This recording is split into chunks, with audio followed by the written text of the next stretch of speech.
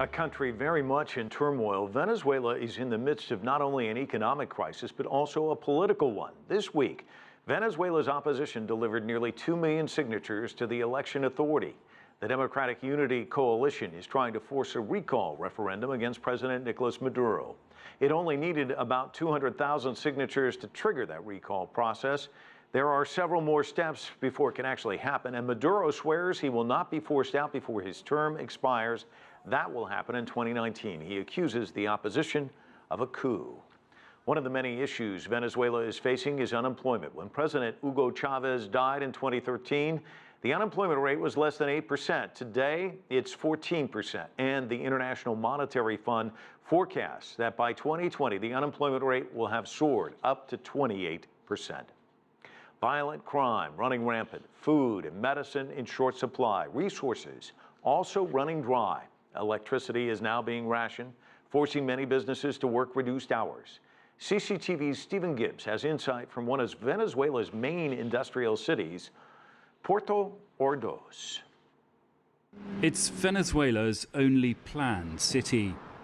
Puerto Ordaz was founded in the 1950s.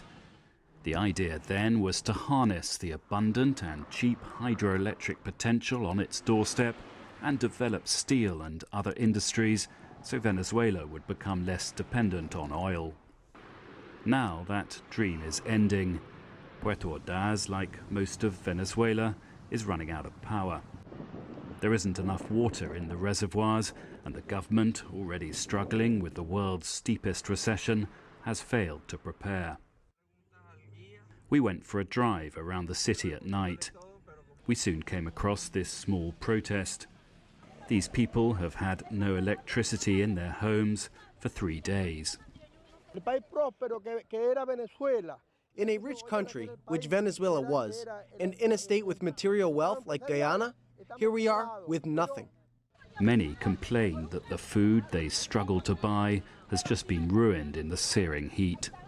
If there aren't the conditions to keep food, if the food goes bad, what are we going to give our children? Where can we get cold water? The cooling fans don't work. Our electrical equipment isn't working. This is no way to live. In a desperate bid to save the nation's electricity, businesses which pay minimal costs for power are being ordered to radically cut down their opening hours. It's 7:30 in the evening, and this is one of the biggest shopping centres in the city. But because of electricity rationing, it's all completely shut.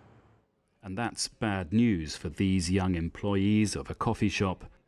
They say that everyone is losing money, and some are losing jobs. With the electricity rationing, unemployment is increasing in this country. There are many people that have been dismissed because with just one shift, you can't employ so many people. The next day, we came across yet another protest.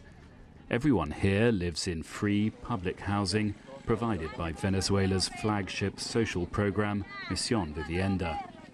You'd expect these people to be hardcore government supporters. They once were, but no more. They say this house is ready, supposedly.